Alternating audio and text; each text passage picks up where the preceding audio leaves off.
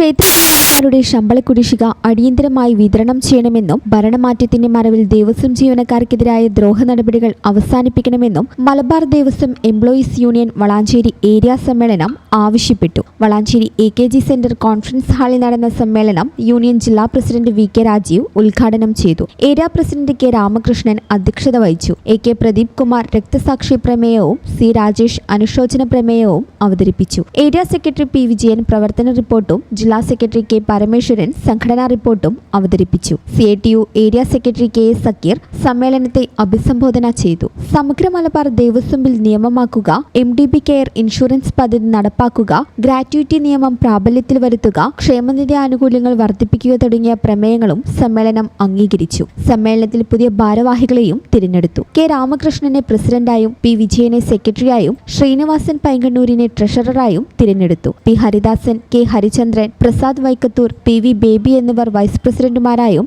AK Pradeep Kumar, P Praveen, C Rajesh, Sujith Mavandiyur എന്നിവർ joint സെക്രട്ടറിമാരായും തിരഞ്ഞെടുക്കപ്പെട്ടു. ഈ ചാനൽ ന്യൂസ് വളാഞ്ചേരി. ഇടനെഞ്ചിലെ സ്വപ്നം മികച്ച ജോലിയാണെങ്കിൽ ഇനി ചിറകു വിരിച്ചു പറക്കാം.